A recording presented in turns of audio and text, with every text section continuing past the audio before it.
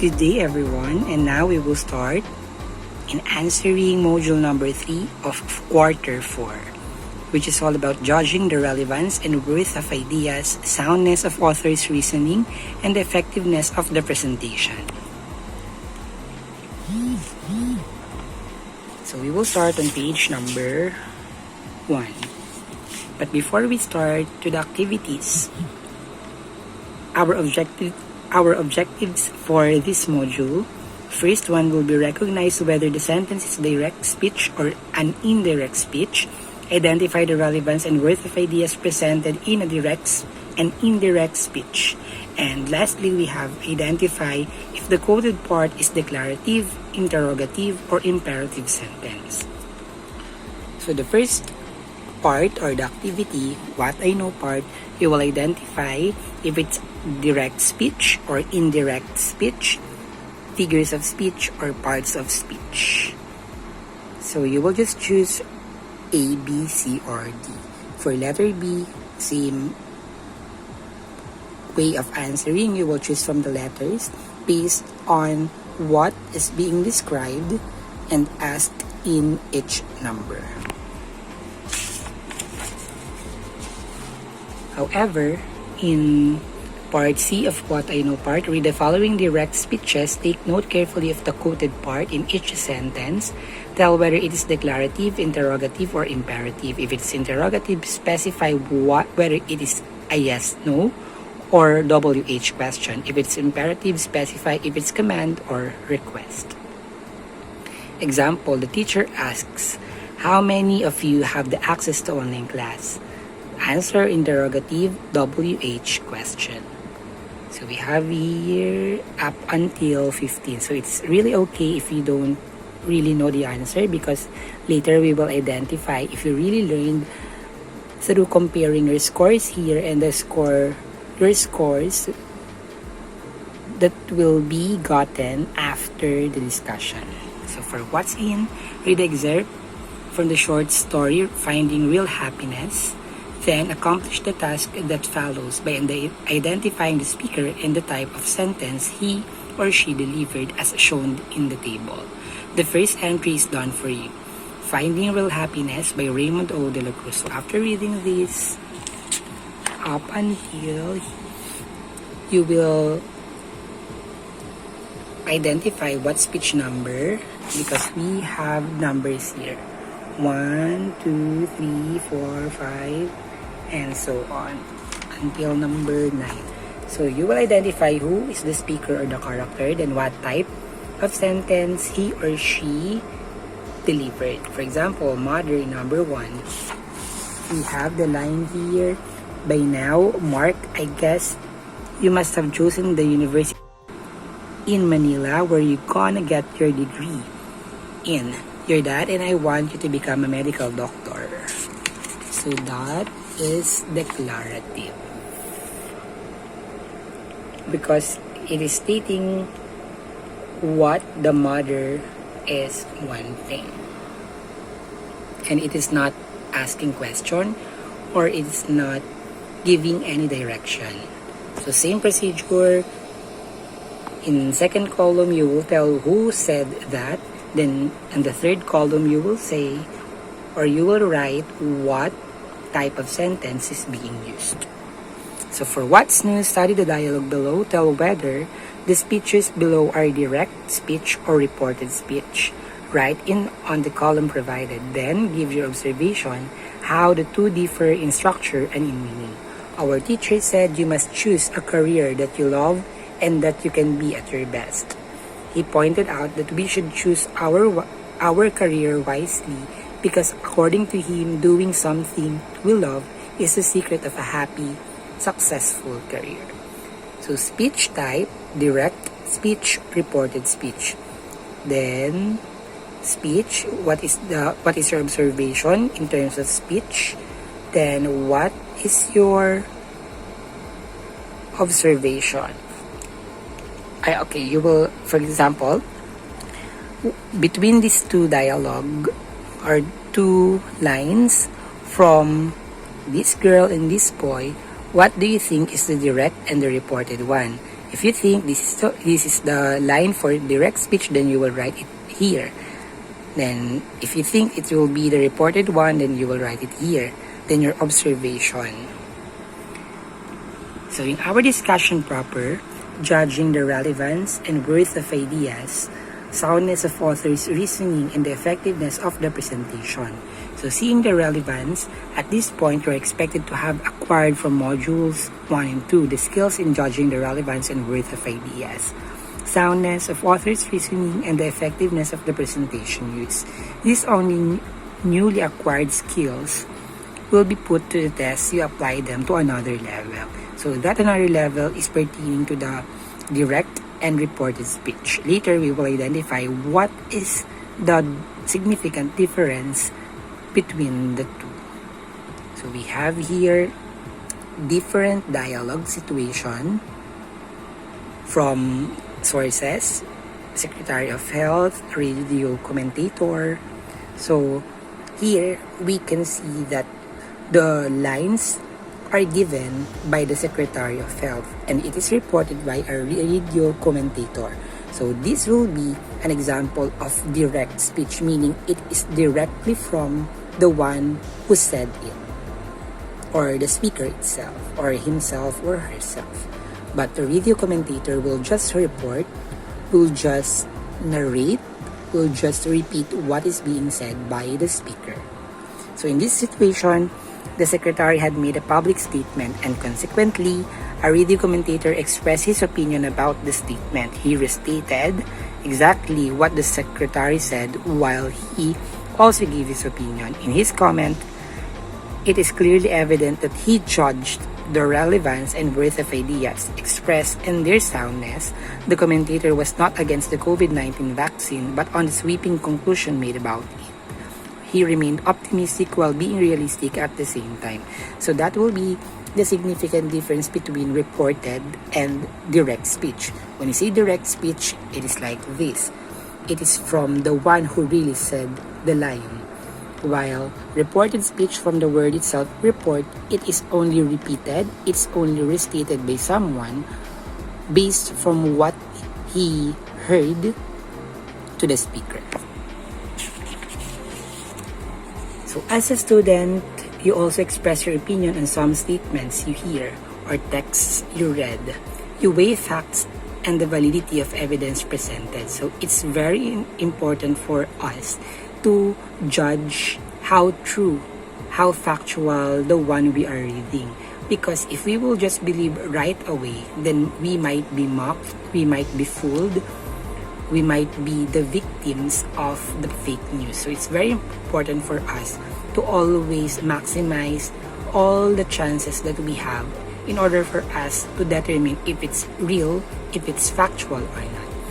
So reporting on another person's speech, it is the reported speech. Every day you encountered situations that require you to restate what another person says, asks, commands, or requests. As such, you need to reinforce your skill in reporting statements, questions, and requests or commands. So when you say reported speech, it is like you listened from someone's lines, for someone's story, then you will tell it again to other people, you will narrate it, then you will be having the reported speech. But when you say direct speech, it is the one you really heard directly from the speaker. But when you say the quoted part, it becomes quoted part because it will state that it is really the exact words from the speaker. For example, the teacher says, the computer has all the answers to all our questions. So we have the quoted part. That quoted part, all of the words included in the quoted part will be the exact word from the speaker, who is the teacher.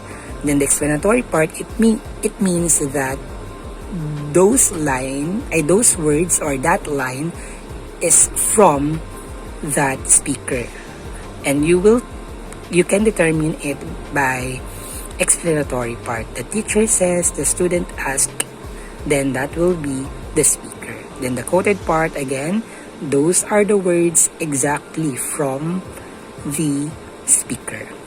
However, if you will tell it to your classmate what your teacher said, what your students asked, then you will use the indirect speech because you are now saying what others said. You are now saying what your teacher said. You are now saying what your student asked. So that will be the reported speech. So it's like passing the message or what is being heard and listened to.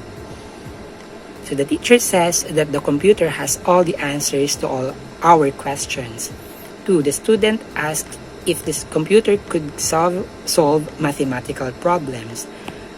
So we can clearly see the difference in terms of its structure. Here we have quoted part, while in reported speech there is no any quotation mark. But we can observe also that there are changes. For example, here we can see the word can.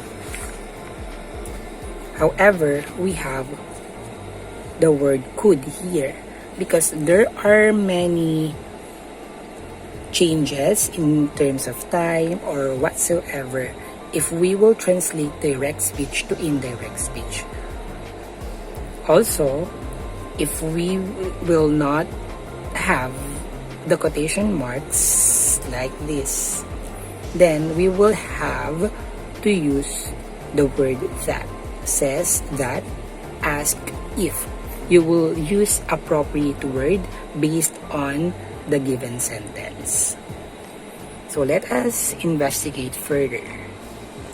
So here are statements that show transition from direct speech to reported speech. Note the changes that take place. Article 24 of the UN Convention on the Rights of Persons with Disabilities stipulated, persons with disabilities access an inclusive, quality, and free and primary and secondary education on an equal basis with others in the communities in which they live. So we can see it is ended by quotation mark. Then we have quotation marks here indicating that it's really from the speaker which is stated in the Article 24 of the UN Convention on the Rights of Persons with Disabilities. If we will see it, or if we will translate it into reported or indirect speech, we can observe that there are no quotation marks, and we can see it is italicized here, the direct speech, because it's part of citation. However, here it's a normal font, and there is addition of the word that. Persons with disabilities access and inclusive, and there is no changes in time. Later I will identify why do we change or when do we change tenses of verbs. Helen Keller once said the only thing worse than being blind is having sight but no vision.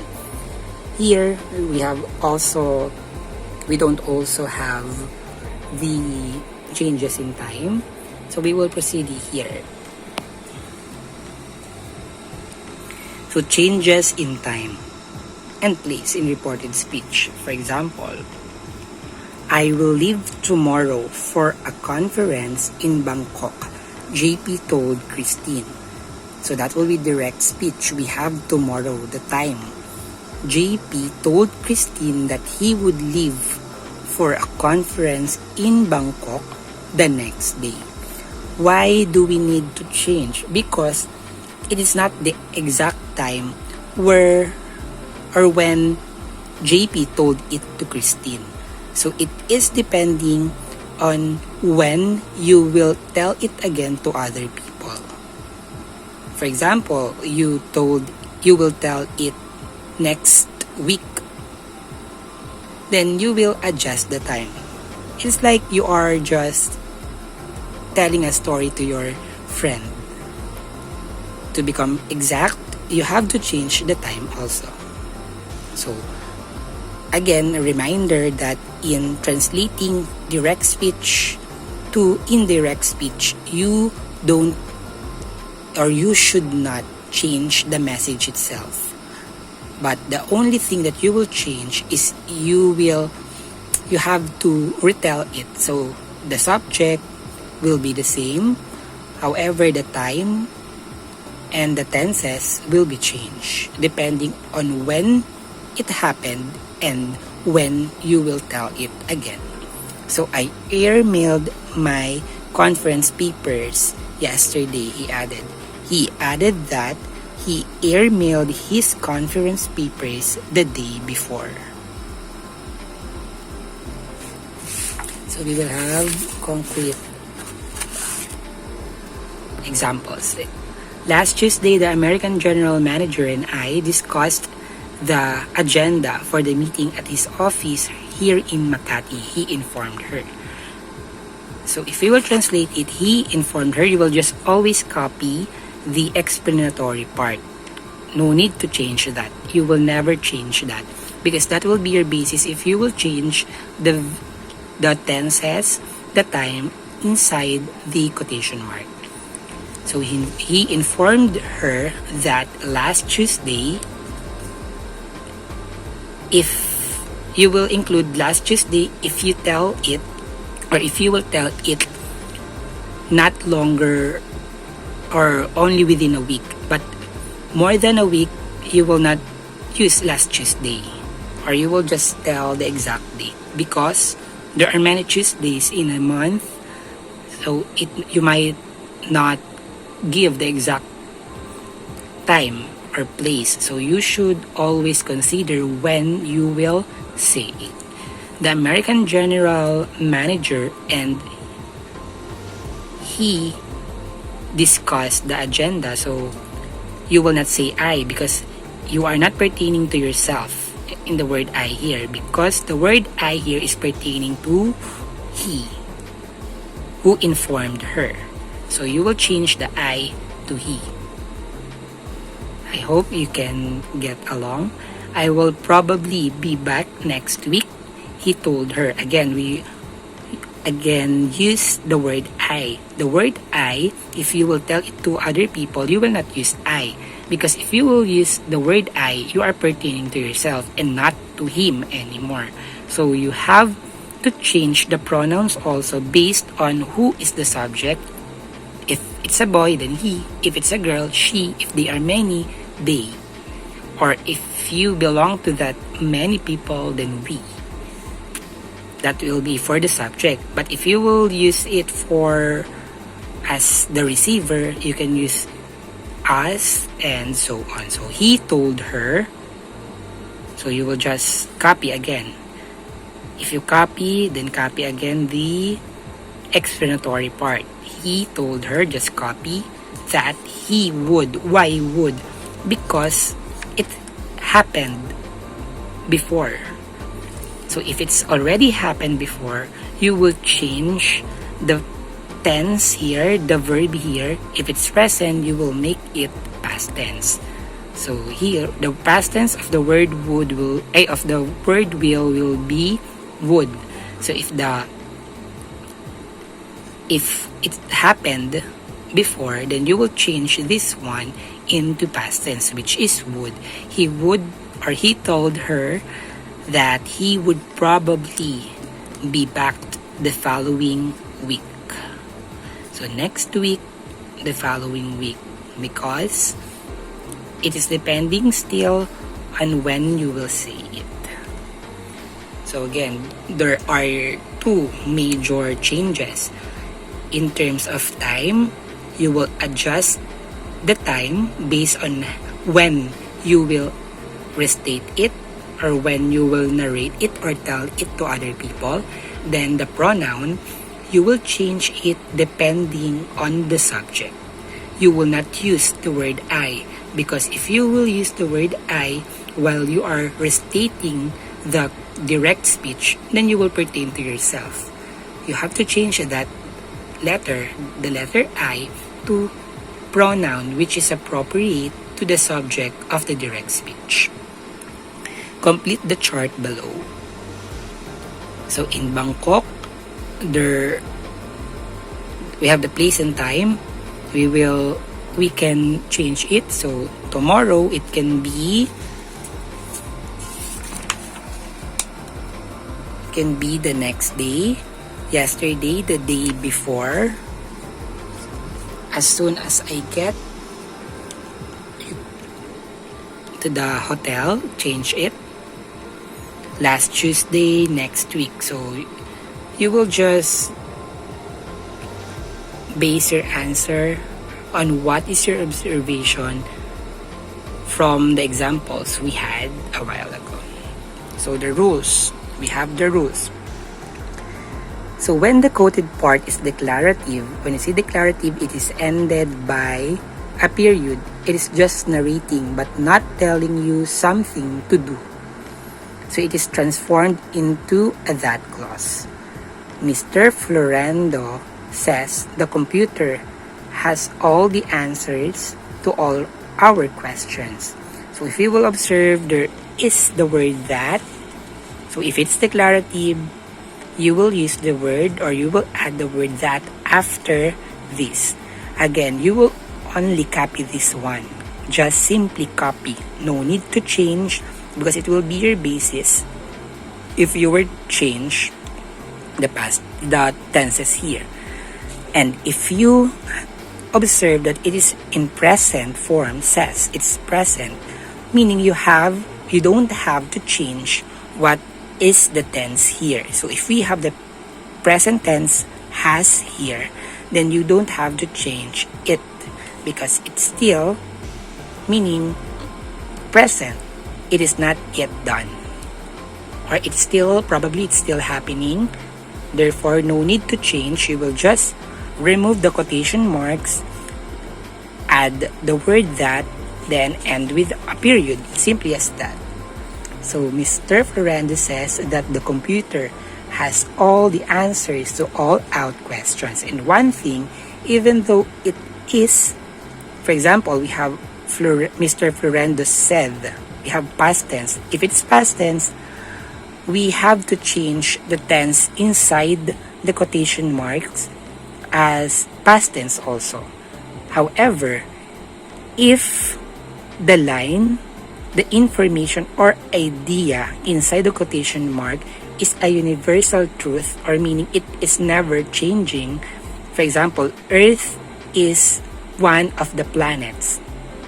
Even though we have the past tense in the explanatory part, we don't have to change that because no matter what happened, that is universal truth that will never change, no matter or regardless of time. So that is another rule. When the quoted part is interrogative, it is transformed according to the following. If the quoted part is a yes or no question, it is transformed into an if clause or whether clause. So you will use whether clause if there are two, or if. So James asks, is the computer a thinking machine? So we have past tense here again. So maybe we will focus more on positive or present tense. So reported, James asks if the computer is a thinking machine, whether the computer is a thinking machine or not. So whether, we will use if there is a word or, meaning there are options. So if, whether. When will you use it? If the question inside the quotation marks is answerable by yes or no. Letter B. If the quoted interrogative part is any of the WH questions, if it is transformed by switching the places of the subject and the verb. Because We have different structure in terms of interrogative and declarative. In interrogative, verbs are verbs first before the subject, while in declarative, we have subject first before the verb. For example, Jerome asks, "What are your plans?" So we have past tense here, therefore you don't have to change it. As you observe, verb are comes first before the subject. So Jerome, or you, simply you, Jerome asks what my plans are. So here, verbs come, or the verb comes after the subject. Just like that. You will make it in declarative. So the verb in the quoted part should be consistent in tense with the verb in the introductory part.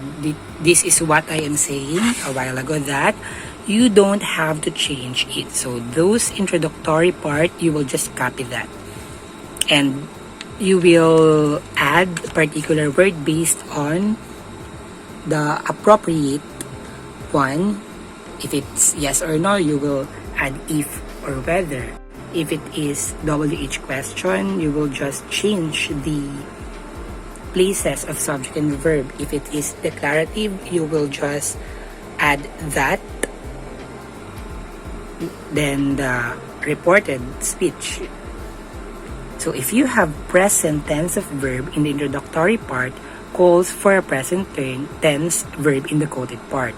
So if you have present tense here, present tense also will be used in the quotation mark.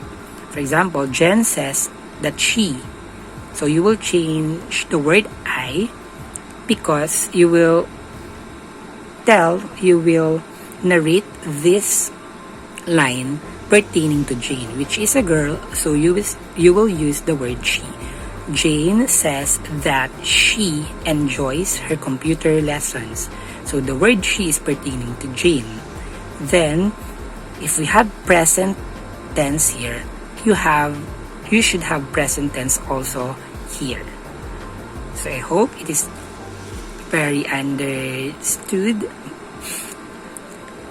A present tense verb in the introductory part and a present perfect tense in the quoted part retains the present tense in the reported speech. Like for example, Mary says we have tried hard to solve the problem. So what is the present perfect tense?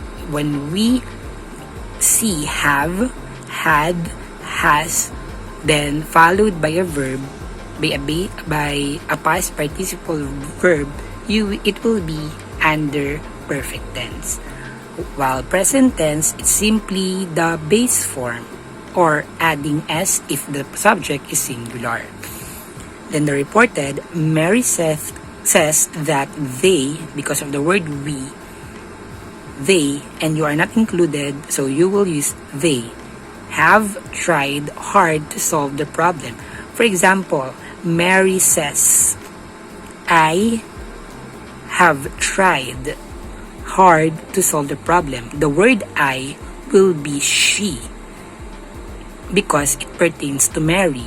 Then you will not use the word have, because have is for plural, so you will use the word has.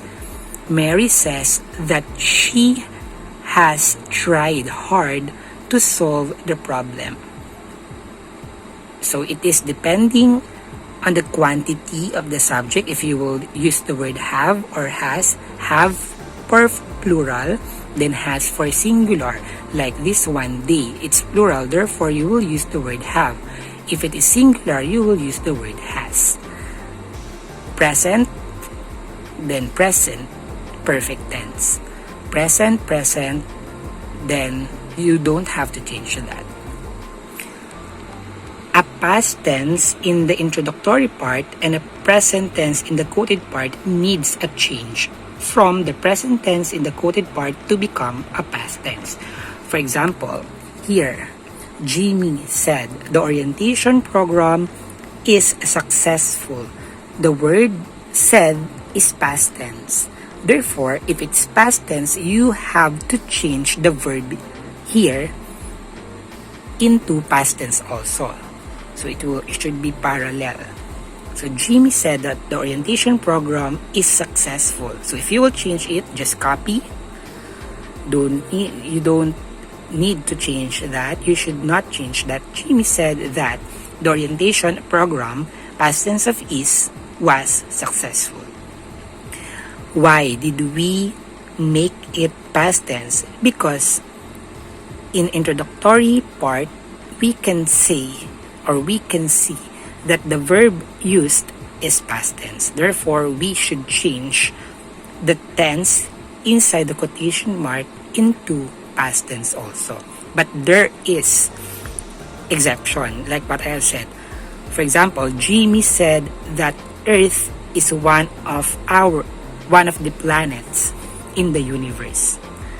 Even though we have past tense in introductory part, if the idea or sentence inside the quotation mark is universal fact or never changing, wherever you go, whatever year we have, 2000, 2020, 2050, if it's still a fact, then you don't have to change that because that is universal fact, never changing.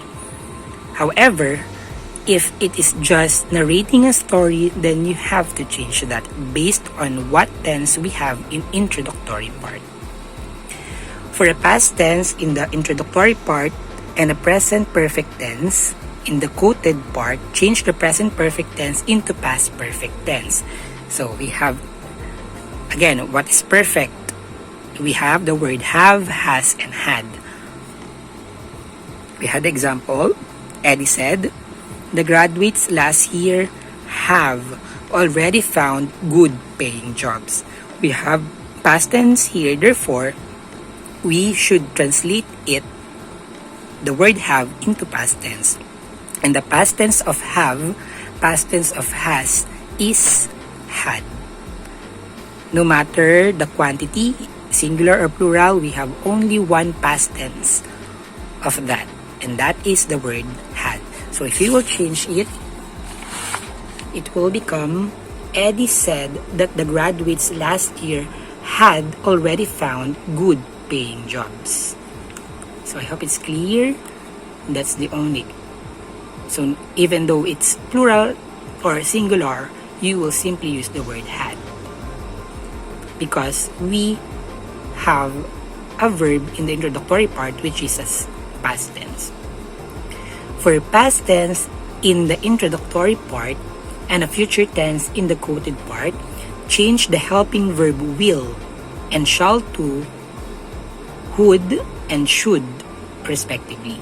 So if you have the word or the verb in the introductory part which is a past tense, then you have the word will or shall inside the quotation mark, then you will have or you have to change will into would, shall into should. So I will take computer science next year. So if you will report it, if you will restate it, Clinton said that he would, the word I change it depending on the subject. Because Clinton is a boy, you will use the word he. Then will, because we have a past tense here, according to the rule, if there is a will and then past tense in the introductory part, then we will translate, we will change the word will into would, then shall into should. So will become would. He would take computer science next year. If you have I should take, then you will have I shall take, then you will use the word should. For past tense in introductory part and a present tense with can or may in the quoted part, use could or might respectively in the reported speech. So if you have again a past tense here, then you have the word can or may. If you make a reported one, in direct speech, you will change can into could, then may into might. So John said, without man, the computer cannot work. John said that without man, the computer could not work because of the word can. You will just simply change it to could because of the past tense said here. The verb in the quoted part remains present even if the verb in the introductory part is the past tense when the quoted part says or asks for a fact or truth. Like what I said a while ago, the Earth is one of the 8 planets. Then, you will never change that regardless if it's past tense. Clinton said, the computer is a wonder machine.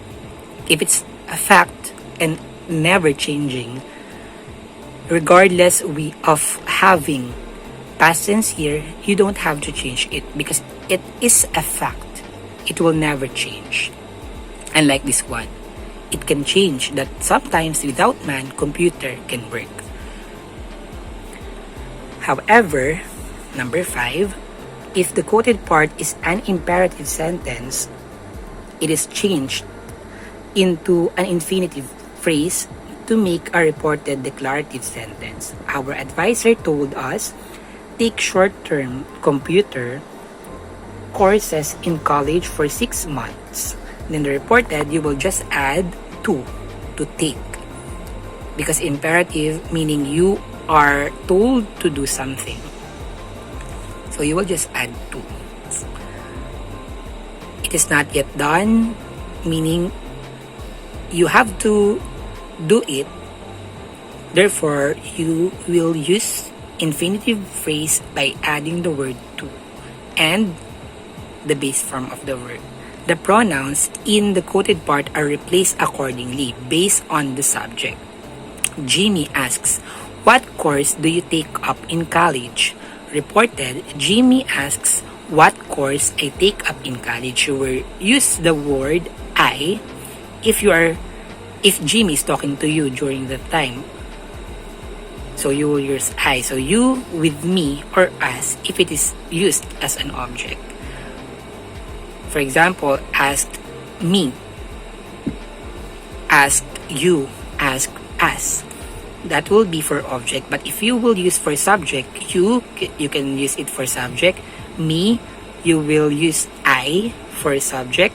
Then we for subject. Example, Tom asks what inspires you in your studies. So, reported Tom asked what inspires me in my studies because the word you here is the object. So, if you will report it, you will not say also you because it is the one or you are the one being asked. So you will use word me. So me with her or him. For example, what inspires you? If he is talking, if Tom is asking to girl, then you will replace it with her. Tom asks what inspires her in her studies. So you will change this depending on to whom he is talking to. For example, he's talking to another guy. Tom asks what inspires him in his studies. Possessive, meaning who studies is that. For example, is that studies of her, of him, or of yours? So you can use my if it's your own studies, her if it's a studies of that, if that studies are owned by or property of a girl, then his if it's a boy. Melly asks, why have you forsaken me? Melly asks why I have forsaken her. So me pertaining to Melly, then if you will translate it into indirect speech, you will change it to her because Melly asks why, the word you depending on to whom he's speaking, to whom he or she is speaking with, to So Melly asks why I have forsaken her. Or if it's talking to another woman, Melly asks why she has forsaken her. If it's a boy, Melly asks why he has forsaken her. If they are many, Melly asks why they have forsaken her. So the backshifting reported speech tenses will change from that of direct speech in most cases. This is known as backshifting. In reported speech, which the basic rules that a tense is shifted back to its past tense form. So you will be late, he said. Yes, he told me I would be late. So will to would because we have past tense. He also said my members have completed it. On the contrary, he said that Lito failed to participate. So I hope you learned, and if you still have question, you can message your English teacher. So recognizing direct speech from reported speech. So paragraph 1, we have 1, 2, 3, 4, and 5. Direct or reported. Identifying declarative, interrogative, imperative. Declarative is just declaring, narrating a story or a situation. Interrogative, asking question. Imperative, it is also ended by period, but you are telling someone or you are being told to do something. So we have again 1, 2, 3, 4, 5. You will just maybe on your answer sheet, write 1 to 5, tell if it's declarative, interrogative, or imperative. Then focusing on the verb, you will change the underlined verb based on what we have discussed. If you have the word said in interrogative, in introductory part, adds, present, said, past tense, says, present tense, asks, present tense, then what you will do. What tense should be done if you will translate it into reported speech. Then going on, the connectors, verbs, and pronouns. So read the text below and accomplish the task that follows by supplying the appropriate connectors, verbs, and pronouns that will complete the reported quotations. Choose only the letter of your answer and write it on a separate answer sheet. The Leaf by Leonida R. Orozco. So we have number again, 1, 2, 3, 4, 5, 6.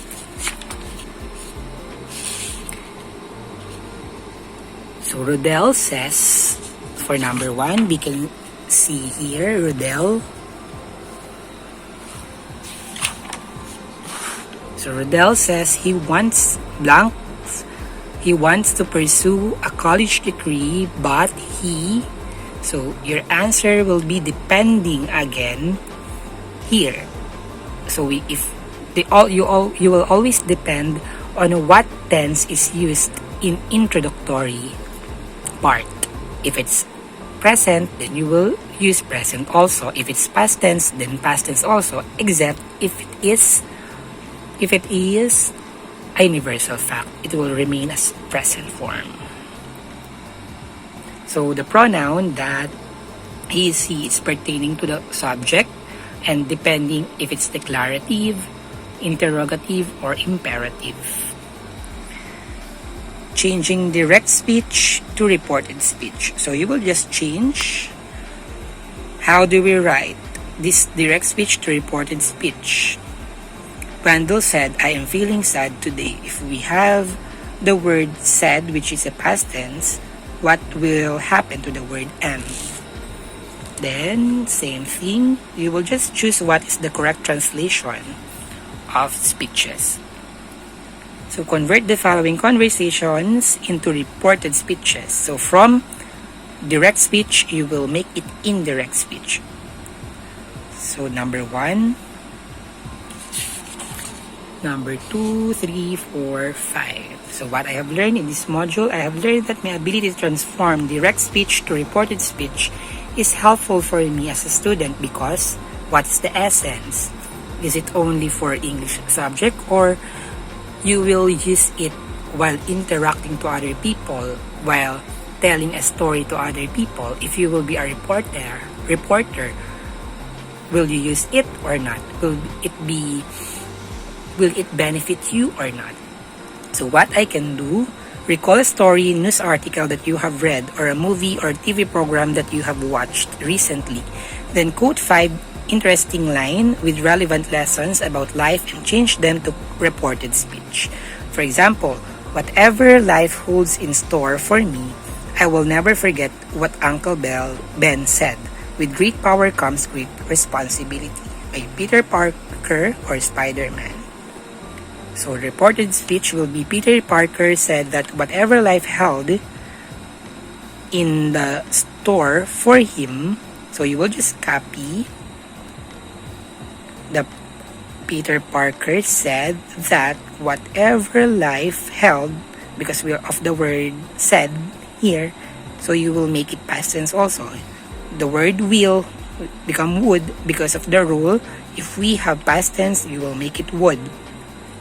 What is had? I will never forget with Ben said had. I will never forget he pertaining to Peter Parker would to will never forget what his. You will include his because Uncle Ben is not uncle, it's uncle of Peter Parker. So you will add the word his, which is a possessive noun. It means that this Uncle Ben is uncle of Peter Parker. Had said. Why had said? Because it's a part rule of the rule of having past perfect tense. So if you have past tense here, the next will be the past perfect. That with great power comes great responsibility. So it's a truth. Great power comes great responsibility, so you don't have to change it. So it might be confusing. So it will be the rubric, point value, content, punctuation marks, tense of verbs, pronouns, connectives. Then each reported speech or sentence is scored using the rubric, so the total highest possible score would be 75. So 3 times 5 times 5. So you have to do this. So if it's really commendable or really interesting, then you get 3 points. Punctuation marks, if you have removed the quotation marks properly, then you get 3 points. Tenses of verb based on introductory part, the verb in introductory part. If you follow the rules, 3 points. Pronouns, follow the rules, 3 points. Connectives, if it is declarative, interrogative, imperative, then you will get 3 points. Then for assessment, A, B, C, or D, same in 6 to 10. Then for 11 to 15, you will tell if it is